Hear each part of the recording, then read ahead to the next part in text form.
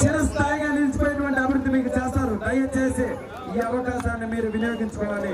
నా మాట వినండి. నిజంగా ఈ నేను కూడా ఈ గ్రామంలోనే పుట్టిన వ్యక్తిగా చెప్తున్నాను. నాకు తెలుసు మన బాధలు ఎలా ఉంటాయో, నాకు తెలుసు మన కన్నీళ్ళు ఎలా ఉంటాయో, నాకు తెలుసు మన కళ్ళు ఎవరు తుడుస్తారా అని వెయిట్ చేసే రోజులు చాలా ఉన్నాయి. అటువంటి వ్యక్తిని మనం నిలబెట్టుకోవాలి. అటువంటి వ్యక్తి ధైర్యం ఉన్న వ్యక్తి, పోరాడే వ్యక్తి, మంచి వ్యక్తి, మనసున్న వ్యక్తి, సేవాభావం ఉన్న వ్యక్తి మన రాజన్న. దయచేసి చెప్తున్నాను, కుల మతాలకు అతీతంగా ఇటువంటి వ్యక్తిని ఎన్నుకోవడం ద్వారా 5 సంవత్సరాల్లోనే మీకు మొదటగా ఇక్కడికి వచ్చే ముందు మీరు ఏం చేస్తారన్నా నాకు చెప్పండి. వాళ్ళకి నేను చెప్పాలి. సినిమా వాళ్ళు చెప్తే మీరు ఓట్లు వేస్తారా తమ్ముడు? మీరు ఓట్లు వేయరు. మీ మంచికి ఎవరు మనసు అనిపిస్తే వేస్తారు. నేను కేవలం మిమ్మల్ని చూడడానికి మాత్రమే వచ్చాను. మిమ్మల్ని చూసి ఆనందించాను. ఆలోచించండి.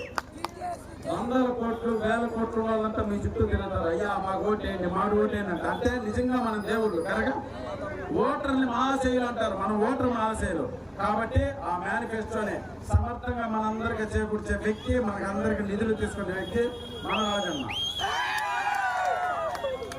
13వ తారీఖు 2 గుర్తులు సైకిల్ 2 గుర్తు 2 ఓట్లు మనం పార్థసారథికి రాజన్నకి వేయాలి. సైకిల్ గుర్తుకే మన ఓటు. జై పవన్ కళ్యాణ్, జై చంద్రబాబు, జై రాజన్న, జై జీటీఎస్, జై జీటీఎస్,